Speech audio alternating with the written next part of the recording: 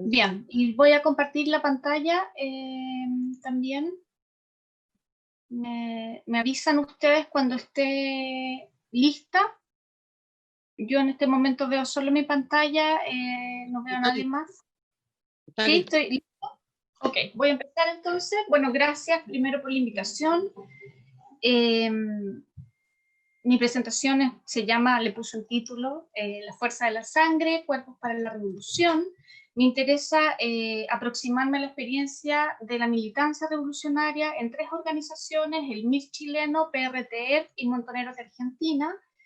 Parto de la base de sus diferencias, ¿no? Diferencias no solo en el plano ideológico, pensando básicamente en Montoneros, que no es una organización marxista, pero que permite, sin embargo, esta experiencia reconocer ciertos elementos comunes, rasgos compartidos en el plano de las representaciones, las imágenes, los universos valóricos. Quiero señalar también que la experiencia de la militancia es muy heterogénea, es muy plural, incluso al interior de una misma organización. Hay militantes que nunca tomaron un arma, que participaban o que vivieron su militancia en los frentes de masas, hay otros que fueron a Cuba, que recibieron preparación militar, por lo tanto hay una pluralidad de experiencias. Me apoyo en una propuesta de la socióloga argentina Tortí, María Elisa, no recuerdo su nombre ahora, que dice que pese a esta heterogeneidad ideológica, se puede hablar de un conjunto que es heterogéneo de fuerzas sociales que coinciden en una crítica radical al sistema y en la reivindicación de hacer reformas estructurales del mismo. Quise incorporar la fecha, la temporalidad, me parece que es importante, que no es un detalle. Yo, en el caso del MIR, solo llego hasta el año 75, y en el caso de Montoneros, desde el momento de origen hasta el año del golpe. Me parece importante señalarlo, ¿por qué? Porque yo hago clases en pre y posgrado y muchos de mis estudiantes piensan que el MIR, por ejemplo, surgió en dictadura para luchar por la democracia. Me parece que de pronto esas confusiones son más extendidas de lo que uno cree, ¿no? Y me interesa señalar que durante este periodo, en el caso del MIR específicamente, la organización no desarrolla acciones armadas de envergadura, pero trato de vincular esto con algo que planteó Hugo Besetti hace una semana atrás, respecto, lo digo como pregunta, lo planteo como pregunta, respecto a que la violencia es mucho más que la fuerza, ¿no? Que también opera en el plano de las representaciones, de las concepciones del mundo, de los valores, de los universos valóricos que despliegan estas organizaciones.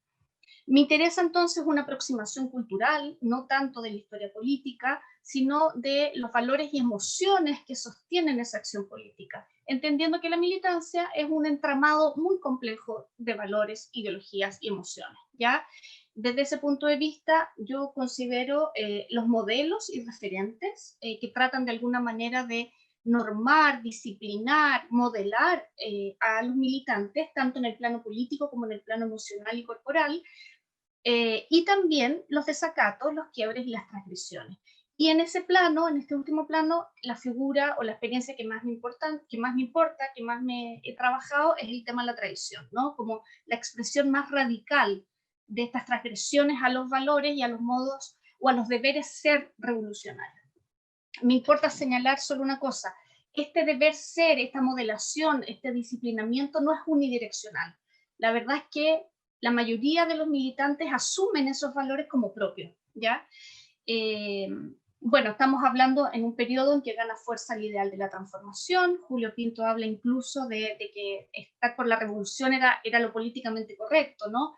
La opción por las armas adquiere cada vez más fuerza, eso lo plantea muy bien María Eugenia Pagliaracchi, que es autora yo diría, el mejor libro que se ha escrito sobre el MIR.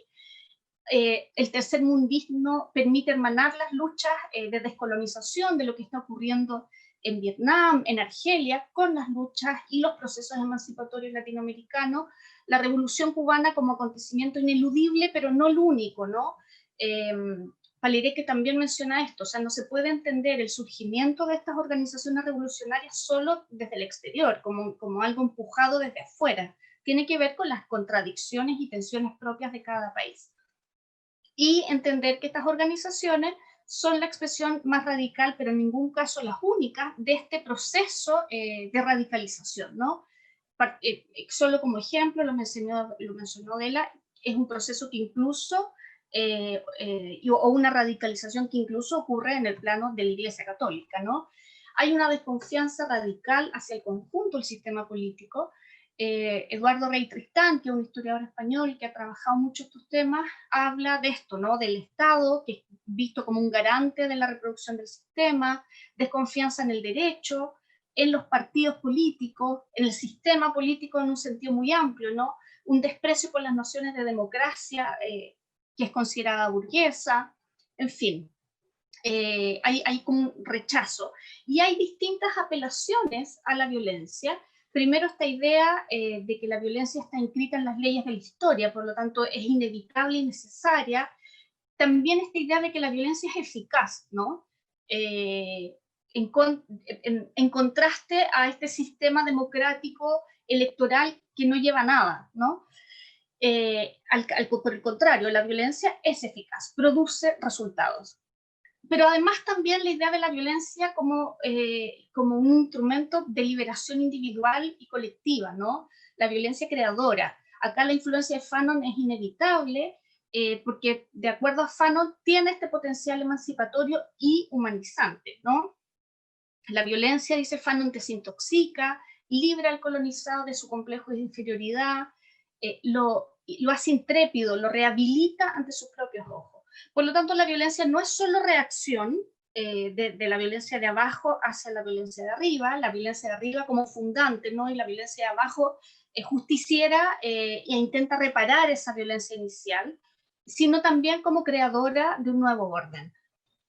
Yo mencionaba recién, pese a esa diversidad de experiencias en el plano de la militancia revolucionaria, que va más allá de lo estrictamente ideológico, hay elementos comunes. Por ejemplo, esta intención de modelación y de regulación de la vida no solo política, no solo pública de los militantes, sino también de la vida privada.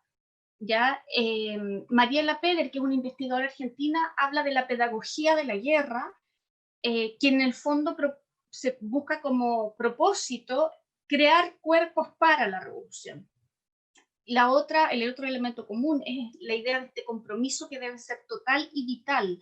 La vida para la revolución, se vive para y en la revolución. Eso es muy explícito, tanto en los documentos partidarios como en los testimonios, ¿no? Julián Bastías, que es un ex militante del MIR que trabajó acá en Temuco con el MCR, él habla de esto, ¿no? De la desindividualización formulada como entrega a la causa. Y esto uno lo ve tempranamente en los documentos partidarios, ¿no? El año 69 en el MIR, dice los aficionados tienen que irse, la entrega de sí mismo debe ser total, la organización decide si un militante debe o no trabajar, estudiar, dónde habitar. Lo mismo el PRT, documento del año 71, compañeros entregados en alma y vida a la lucha revolucionaria. Es interesante, hay muchos trabajos, sobre todo en Argentina, sobre esta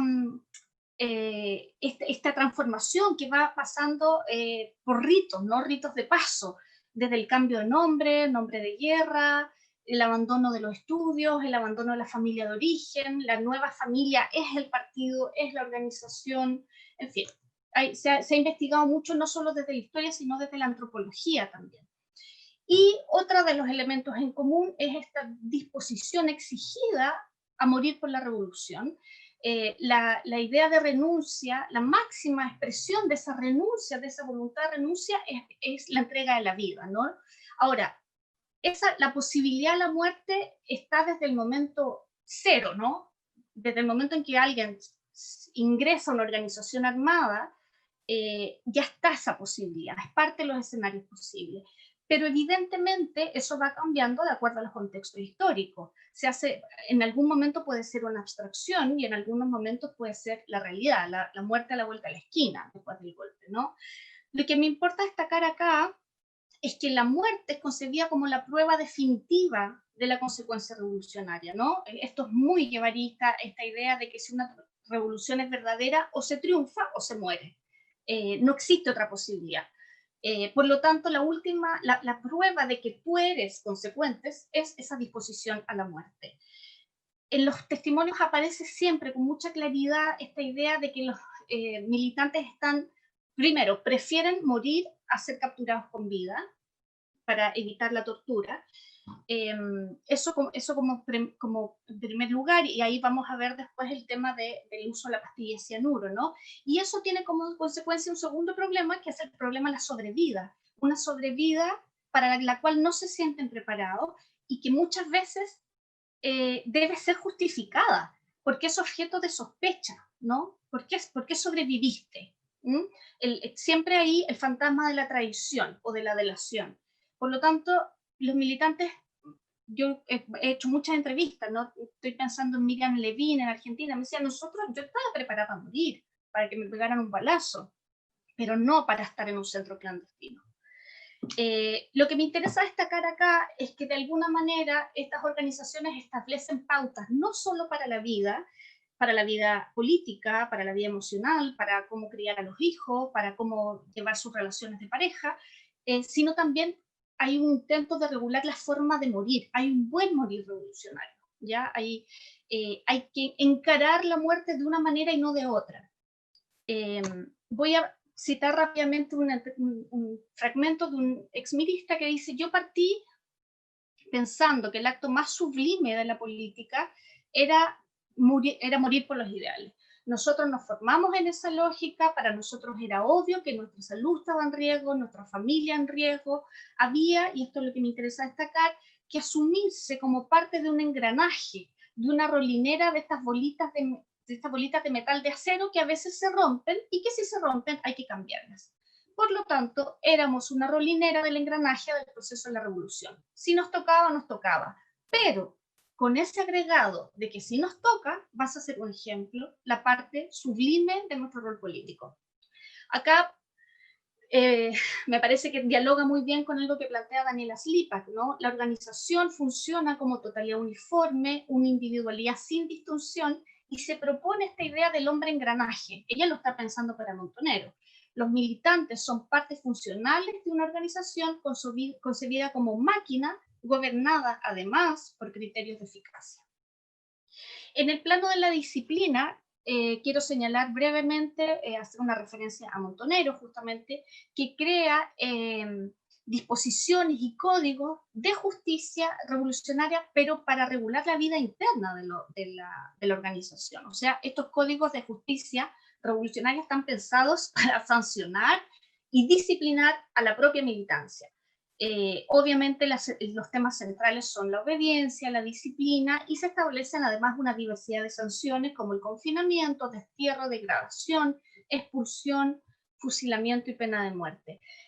Si uno compara los dos códigos, que además son elaborados en momentos muy diferentes de la organización, ve cómo las causas que son motivos de la pena de muerte se van incrementando cada vez más hasta ser bastante difusas, ¿no? Quiero agregar además que solo se puede ejecutar la pena de muerte si es decretada por la Dirección Nacional, ¿no? Por un tribunal revolucionario, pero también se acepta que se pueden ejecutar a un desertor sin procedimiento previo. En el plano de la vida privada, bueno, un texto que es clásico, Moral y Proletarización, que es del año 72, que intenta regular, que intenta combatir la moral burguesa. Pensemos que la mayoría de los integrantes de la organización son de la burguesía y de la clase media, ¿no? Por lo tanto, tiene que ver con este reformateo identitario, ¿no? De acuerdo a este texto, el núcleo duro de la moral es el individualismo que se transmite a través del primer trago de leche materna. Hay que tratar de erradicar la búsqueda de prestigio, el temor por sí mismo, el liberalismo, y parten de la siguiente idea, ¿no? El texto, que las personas de origen proletario tienen rasgos cercanos al ideal revolucionario. Por lo tanto, los obreros deben seguir siendo obreros, en cambio los militantes de clases medias tienen que proletarizarse para incorporar esas virtudes populares. Hay otro aspecto que quiero señalar. Estas dos organizaciones argentinas defienden la monogamia, se sanciona la infidelidad. Hay bastantes trabajos respecto a estos juicios, ¿no? Que tienen que ver con este tipo de conducta, y la homosexualidad. La homosexualidad obviamente es vista como una desviación burguesa, pero además tiene que ver con esta exaltación de valores, el ideal de este hombre nuevo, ¿no? Pero con esta exaltación de valores que son asociados a lo masculino, la fuerza, la audacia, el coraje, de modo tal que ser un buen revolucionario en el fondo es ser un buen hombre, y al mismo tiempo manifestarse en contra de expresiones como la fragilidad, la manifestación del miedo, en fin. En Argentina son bastante más explícitos, hablan de tener huevos. Vamos al punto, la noción de traición. Primero, quisiera señalar que hay muchas conductas que fueron calificadas como traición, ¿ya? Eso depende de los contextos, depende del escenario político, si es antes o después del golpe, depende de las dinámicas internas, pero son muchas. No es solo hablar bajo tortura como pensaba yo hace 10 años atrás. No, hay muchas conductas que fueron calificadas de traición. Segundo, la traición pues, está adentro, pero también está afuera. En la Declaración de Principios del MIR se habla del reformismo y sobre todo el Partido Socialista y Comunista de esta izquierda tradicional como organizaciones que traicionan al pueblo, ¿ya? En el caso de Argentina se identifica como traición obviamente algunos sectores del peronismo y del mundo sindical. A Rucci, ¿no? La muerte de Rucci porque es considerado traidor. Pero además hay otras conductas que son calificadas como traición. El disenso con los dirigentes. La investigadora argentina Isabela Cose dice: cualquier disidencia, refiriéndose al PRT, con la línea hegemónica fue combatida como una desviación pequeño burguesa y descalificada en términos de traición a los valores proletarios. El asilo, en el caso del MIR, conductas individualistas, la delación y colaboración con el enemigo en el marco de la tortura y otras faltas como el robo. Voy a poner algunos ejemplos rápidos.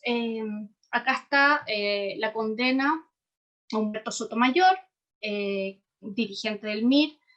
Se le acusa de deserción, cobardía y traición por abandonar el puesto de combate, esto cuando es asesinado Miguel Enrique en calle Santa Fe. El caso de Jesús Reiner, que es infiltrado, sin embargo la organización lee esta infiltración también en términos de traición.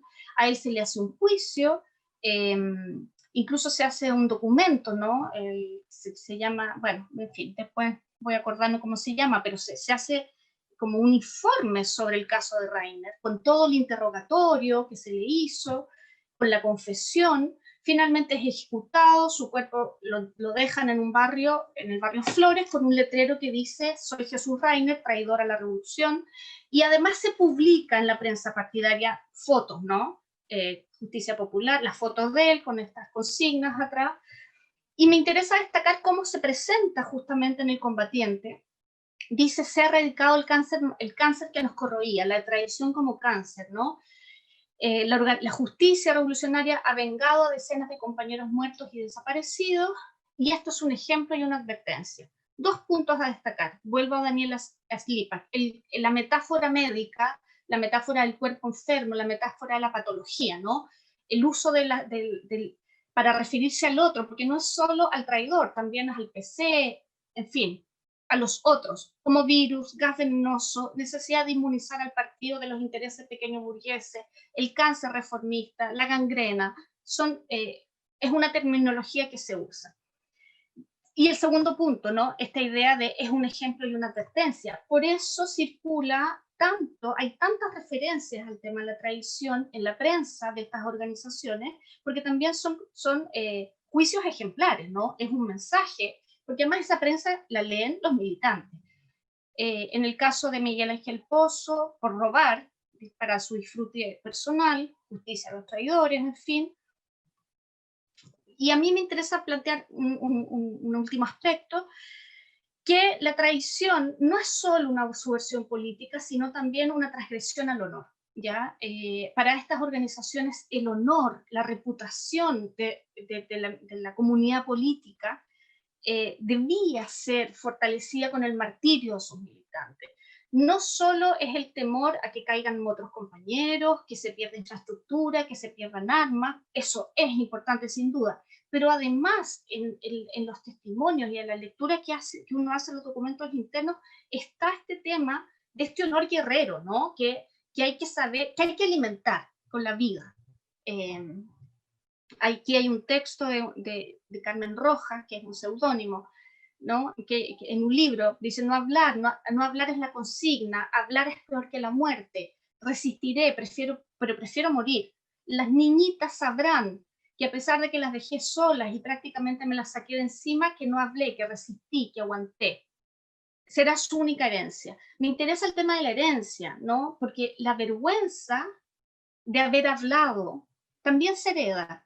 Y el honor de no haber hablado y de haber resistido también se hereda. Me parece que es un punto importante, no es algo que yo haya trabajado, hay otras personas como Tamara Diaurrázaga que lo han hecho, para pensar cómo se hereda esas formas de honor y de deshonor, que obviamente es comprender la militancia en términos muy bélicos, ¿no? El año 74, un documento muy relevante a fortalecer nuestro partido. El MIR no admite comprensiones ni relativizaciones. Numerosos mártires que heroicamente, bajo salvaje tortura, se dejaron despedazar y mutilar antes de hablar nada. Mucha referencia en la prensa clandestina, ¿no? La tortura es soportable, depende del nivel ideológico, más que el dolor de la conciencia revolucionaria. Lo mismo en los códigos de justicia que ya vi, que ya mencioné de Montoneros, ¿no? La traición es penada con fusilamiento. Se publica, ¿no? El caso de Fernando Aymal, que resistió 96 horas resistió la tortura, y finalmente se lo condena a muerte de igual forma, ¿no? Lo matan. El año 76 se plantea el Consejo Nacional del Partido Montonero, señala la tortura aún la más salvaje y soportable. Cientos de compañeros heroicos nos los han demostrado, del mismo modo en que los traidores y delatores nos han demostrado que su colaboración no se originó en la tortura, sino en sus debilidades ideológicas. Está el convencimiento de que en el fondo es un tema de voluntad, ¿no? y de fortaleza ideológica. Y finalmente el caso de Roberto Quieto, que es importante porque él es secuestrado y en ausencia es condenado a muerte, a degradación y a muerte por los delitos de traición. Firmenich señala que era el primer hombre, Quieto era el segundo hombre. Montoneros dice: ¿cómo es posible que el que tenía que ser el hombre nuevo cantara? Esa condena tenía el efecto de decirle a los otros militantes: no admitimos la delación, no nos parece que alguien delate, aunque las torturas sean tremendas. Es importante este caso porque además a partir de ahí se establece el uso de la pastilla de cianuro, ¿ya? O sea, los militantes debían consumir una pastilla de cianuro para evitar la delación. Ojo que en el caso del MIR, en el año 73, ya hay testimonios como el de Roberto Moreno que hablan de esto, ¿no? De que algunos militantes, dirigentes sobre todo, usaban la pastilla de cianuro. Y finalmente, bueno, en el caso del PRT lo mismo, nunca canta, nunca da datos a la policía, quien lo haga será considerado un traidor.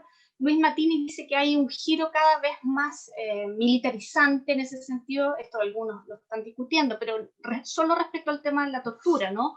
Señala que en algún momento, al comienzo, se establecía que los militantes debían soportar 24 horas, pero que esa política cambia y se establece esta política de que nadie habla nunca, ¿no? Y bueno, del año 75, antes del golpe, se señala: se va a administrar la justicia revolucionaria en casos de traición, deserción y otros crímenes que atenten contra la integridad. Con esto cierro porque no sé cuánto tiempo llevo. Me parece que este tema es relevante porque a mí me gusta, no solo porque me gusta, me parece que abre muchos interrogantes, ¿no? La figura primero, lo que plantea Longoni tempranamente, yo soy fan de Ana Longoni, ella no lo sabe, pero me parece que su investigación nos señaló a muchos que este tema sí podía ser investigado desde la historia también, ¿no? La figura del traidor, dice ella, con mucho coraje intelectual y político, dice, es funcional a las memorias de la izquierda, porque el traidor es un chivo expiatorio, ¿no? Y evita lecturas autocríticas. O sea, en lugar de discutir, por ejemplo, la Operación Retorno o de discutir en la contraofensiva montonera, culpamos al traidor y nos quedamos muy tranquilos. Primero. Segundo, me parece que esta representación del adversario político como enemigo y como traidor, el traidor finalmente es una suerte de enemigo interno, ¿no? expresa esta lógica guerrera, entendida en clave revolucionaria. La Carnovale, Vera, ha hecho un montón de investigaciones, ella se ha dado el trabajo de contabilizar las ejecuciones efectuadas por el MIR y también por las otras organizaciones, ¿no? Ella dice, entre el año 72 y el 77, 62 ejecuciones. No está hablando de muertes en combate, ni en tiroteo, no, solo ejecuciones. Tercer punto, memorias generizadas, ¿no? Me parece que esto es evidente. La tradición femenina entendida en clave sexual. Nadie se ha preguntado jamás, porque no es tema, por la sexualidad de Miguel Estaí Reino, en el caso chileno. Sin embargo, en el caso de las mujeres, en el caso de las mujeres de la ESMA, por ejemplo, siempre es entendida la tradición en clave sexual. Como decían los franceses después de la Segunda Guerra Mundial, la colaboración horizontal. Y esto me parece que tiene mucho que ver también con el tema del honor, ¿no? Que mencioné recién. Y por último, pregunta, ¿podemos analizar desde una perspectiva crítica la violencia revolucionaria de los 70? Esto porque siempre que cualquier intento de hacerlo despierta las sospechas, tanto del mundo de los sobrevivientes como desde el campo intelectual. ¿A quién les sirve? ¿Estamos entregándole herramientas al enemigo? Elizabeth Jelin lo dice, ¿no? El temor a ser acusado de estar reproduciendo la teoría de los dos demonios. Teoría que además es utilizada como argumento para vetar ciertos temas, para decir que hay temas de los que no se habla. Hay secretos de estas comunidades políticas que al parecer se espera que los historiadores reproduzcamos, como si fuéramos voceros académicos de las comunidades políticas. Me parece que eso tenemos que reflexionarlo, tenemos que tensionarlo, y finalmente un texto relativamente reciente de Carnovale, la existencia de relatos consagrados. ¿Qué hacemos los historiadores respecto a estas verdades oficiales de las organizaciones revolucionarias? Hoy transformadas en comunidades políticas, la organización no existe, pero existe la comunidad humana, política, emocional. ¿Qué hacemos frente a estos relatos consagrados? ¿Los reproducimos o somos capaces de aplicar análisis crítico en el sentido analítico, ¿no? ¿O hacemos historia? ¿O le rendimos homenaje a esa memoria épica, romántica, con buenos y malos bien identificados, diría Henri Rousseau, ¿no? Este historiador francés que justamente advierte tempranamente de que los historiadores no podemos someternos a ese deber de memoria por empatía política, ética o lo que sea, ¿ya? Bueno, cierro con eso, no, yo no me veo y tampoco veo ningún reloj que me indique cuánto tiempo hablé, así que termino acá.